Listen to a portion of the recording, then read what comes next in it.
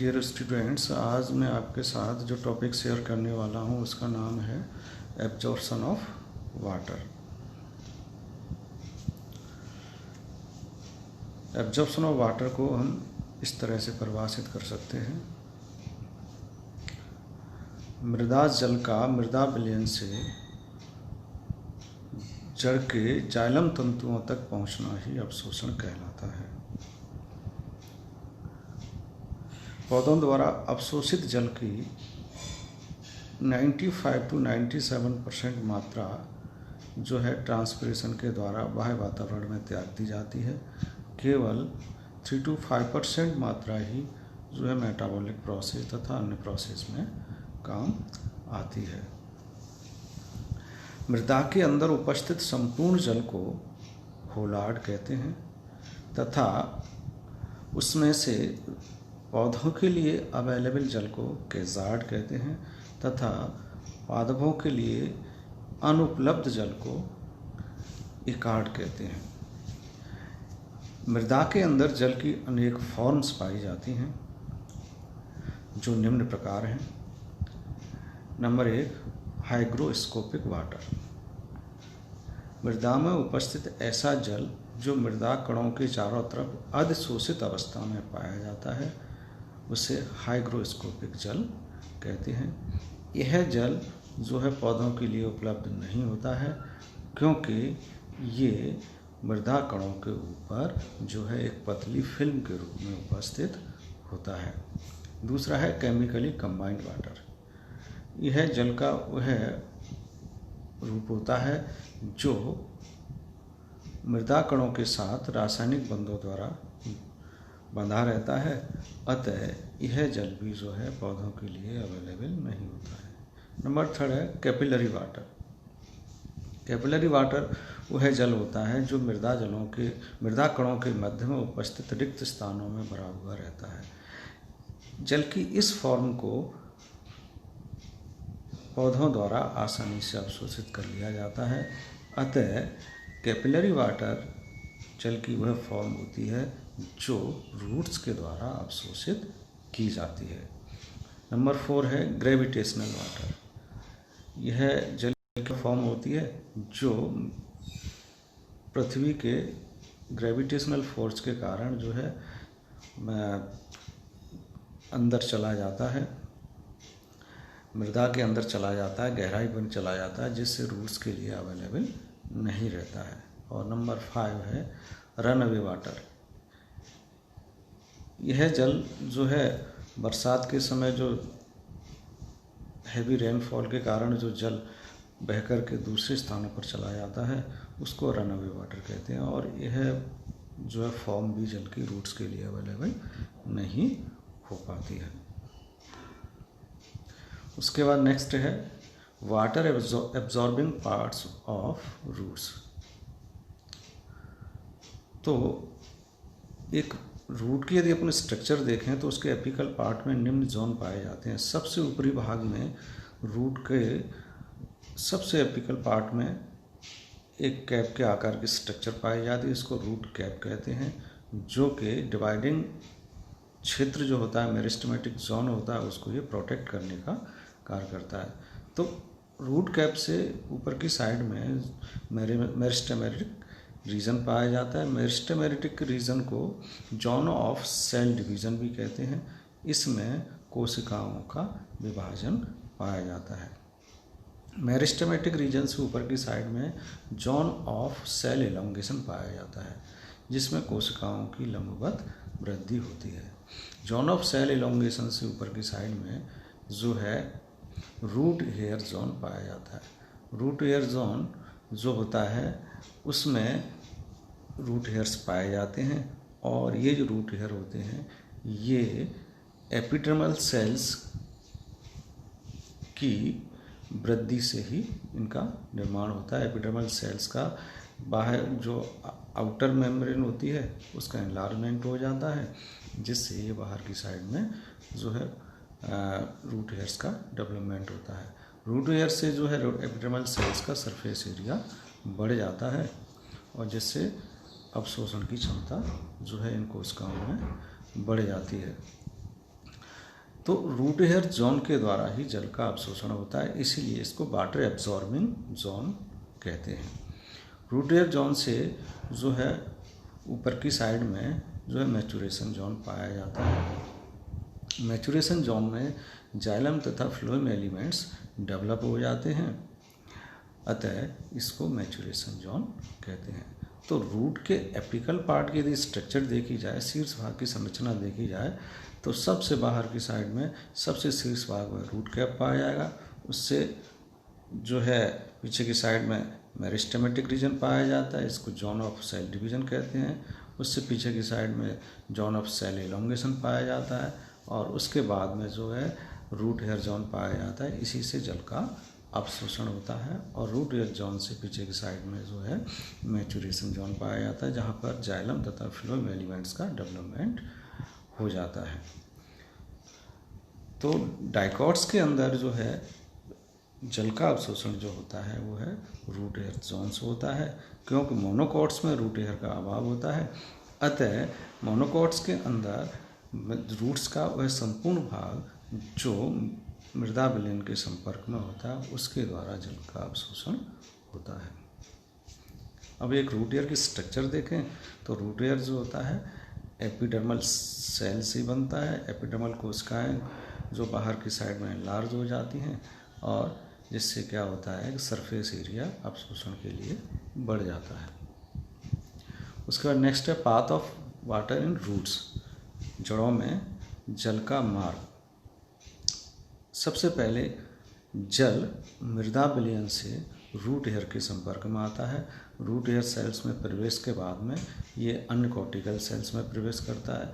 अन्य cortical cell से endodermis layer में जाता है, और एंडोडर्मिस से पेरिसाइकिल, पेरिसाइकिल से अंत में जाइलम तंतुओं तक जल पहुंच जाता है। तो इस तरह से अपन इसकी परिभाषा भी इसी के बेस पर दे सकते हैं।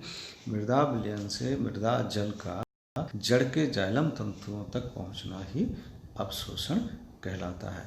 अब जो एंडोडर्मिस होती है उसमें सोवरेन नामक पदार्थ का जो है डिपोजिशन होता है, उसकी जो अरीय भित्तियाँ होती हैं उन पर। अतः ऐसी कोशिकाएं जिनमें कैस्पेरियन बैंड्स पाए जाते हैं या सोवरेन नामक पदार्थ का जो है जमाव हो जाता है, उन कोशिकाओं को, वो कोशिकाएं जो होती हैं जल के लिए अपारगम होती हैं। अतः एंडोडर्मिस में बीच बीच में ऐसी कोशिकाएं भी पाई जाती हैं जिनमें कैस्पेरियन बैंड्स नहीं पाए जाते हैं। तो उन कोशिकाओं से होकर के जो है जल पेरिसाइकिल तक पहुंचता है। ऐसी कोशिकाओं को पैसेज सेल अथवा मार्ग कोशिकाएं कहते हैं। अब रूट्स के अंदर जल का दो प्रकार का मूवमेंट पाया जाता है, एक तो है एपोप्लास्ट मूवमेंट और दूसरा है सिम्प्लास्ट मूवमेंट। तो एपोप्लास्ट मूवमेंट में जल अंतरकोश की अवकाशों तथा कोशिका भित्ति से होते हुए गति करता है। इस तरह का जो मूवमेंट होता है वो जो है जल के निष्क्रिय अवशोषण में पाया जाता है। और नंबर सेकेंड है सिम्प्लास्ट मूवमेंट, जल के अणुओं का ऐसा मूवमेंट जो कोशिकाओं के कोशिका द्रव्य से होते हुए गति करता है, उसको सिम्प्लास्ट मूवमेंट कहते हैं। एक कोशिका से दूसरी कोशिका के मध्य में प्लाज्मोडेस्माटा पाए जाते हैं, और इन प्लाज्मोडेस्माटा से होते हुए जल एक कोशिका से दूसरी कोशिका में प्रवेश करता है। सिम्प्लास्ट जो मूवमेंट होता है वो है सक्रिय अवशोषण में पाया जाता है। उसके बाद नेक्स्ट है mechanism of water absorption. Cramer के अनुसार जल के अवशोषण के जो है पादपों में निम्न दो प्रकार पाए जाते हैं। नंबर एक सक्रिय अवशोषण अथवा एक्टिव एब्जॉर्प्शन, और नंबर सेकंड है पैसिव एब्जॉर्प्शन अथवा निष्क्रिय अवशोषण।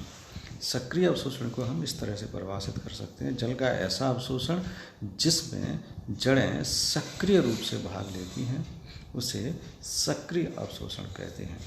तथा निष्क्रिय अवशोषण को हम इस तरह से परिभाषित कर सकते हैं, जल का ऐसा अवशोषण जिसमें जड़ें निष्क्रिय रहती हैं तथा अवशोषण के लिए आवश्यक बल पौधे के वायवीय भागों में उत्पन्न होता है, उसको निष्क्रिय अवशोषण कहते हैं। सक्रिय अवशोषण दो विधियों द्वारा होता है। एक तो है ऑस्मोटिक थ्योरी और दूसरा है नॉन ऑस्मोटिक थ्योरी। तो ऑस्मोटिक थ्योरी को हम इस तरह से समझ सकते हैं, सामान्यतः देखा गया है कि रूट एयर के अंदर ऑस्मोटिक प्रेशर का मान जो है 2 से लेकर के 8 एटमॉस्फेयर पाया जाता है, जबकि मृदा विलयन में ऑस्मोटिक प्रेशर का मान जो होता है वो लगभग 1 एटमॉस्फेयर पाया जाता है। जैसा कि हम जानते हैं जल के अणु जो है लोअर ऑस्मोटिक प्रेशर से हायर ऑस्मोटिक प्रेशर वाले क्षेत्र की ओर गति करते हैं। अतः जल जो है मृदा विलयन से रूट हेयर सेल्स में लोअर ऑस्मोटिक प्रेशर से हायर ऑस्मोटिक प्रेशर की ओर गति करते हुए प्रवेश कर जाता है।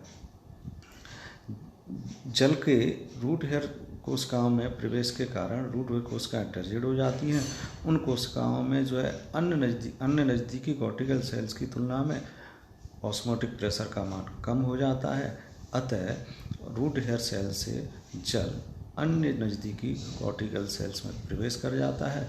इस प्रकार कम ऑस्मोटिक प्रेशर वाले क्षेत्र से उच्च ऑस्मोटिक प्रेशर वाले क्षेत्र की ओर गति करते हुए जल के अणु मृदा विलयन से एपिडर्मल सेल्स से कॉर्टिकल सेल्स से एंडोडर्मल सेल से पेरिसाइकिल से होते हुए जाइलम तंतुओं में प्रवेश कर जाता है। उसके बाद नंबर 2 है नॉन ऑस्मोटिक थ्योरी। इस थ्योरी के अनुसार जल का अवशोषण सांद्रता प्रवणता के विपरीत भी होता है, अर्थात मृदा विलयन में ऑस्मोटिक प्रेशर का मान अधिक होने पर भी जड़ों द्वारा जल का अवशोषण होता है। इस प्रकार के अवशोषण के लिए ऊर्जा की आवश्यकता होती है और यह ऊर्जा श्वसन से प्राप्त होती है। इस प्रकार के अवशोषण के पक्ष में कुछ प्रमाण दिए गए हैं जिनके बेस पर हम ये समझ सकते हैं कि जो जल का अवशोषण है वो सांद्रता प्रवणता के विपरीत होता है। जैसे जड़ों को सामान्य जल से एयरेटेड जल में या वायुयुक्त जल में स्थानांतरित करने पर यह देखा गया है कि रूट्स में जो है अवशोषण की दर बढ़ जाती है। इसके अलावा श्वसन अवरोधक जैसे KCN है, सोडियम एजाइड है, आयोडो एसिटिक एसिड है, इनकी उपस्थिति में रूट्स में श्वसन के साथ साथ जो है अवशोषण की दर भी प्रभावित होती है। इसी तरह से ग्रोथ हार्मोन ऑक्जिन्स की सप्लाई से रूट्स में जो है श्वसन के साथ साथ अवशोषण की दर भी बढ़ जाती है।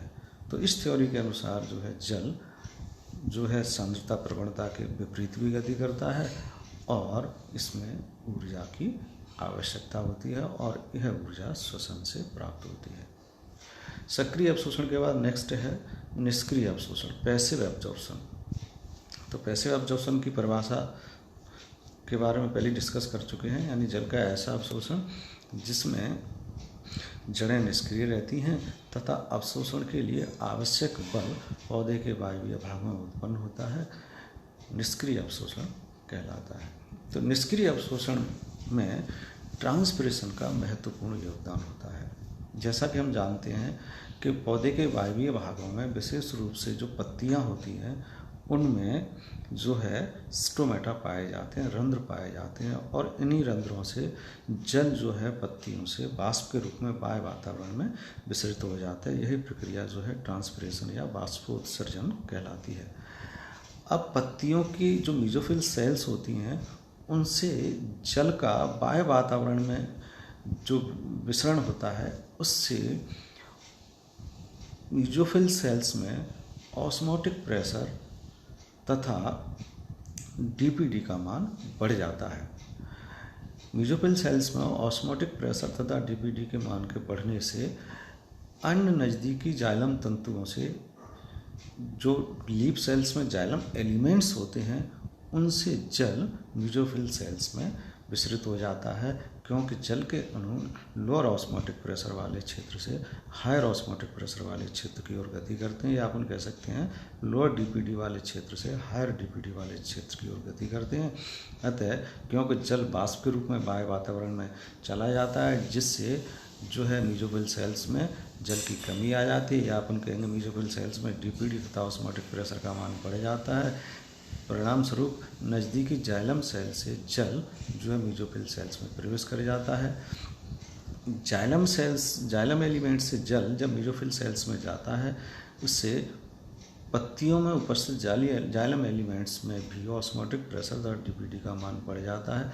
ऑस्मोटिक प्रेशर तथा डीपीडी का मान बढ़ने से जाइलम तंतुओं में एक तनाव उत्पन्न हो जाता है, क्योंकि जाइलम तंतु जो होते हैं वह पत्तियों से लेकर के और रूट्स तक विस्तृत रहते हैं। अतः पौधे के वायवीय भागों में उत्पन्न तनाव जो है जड़ों तक विस्तृत हो जाता है।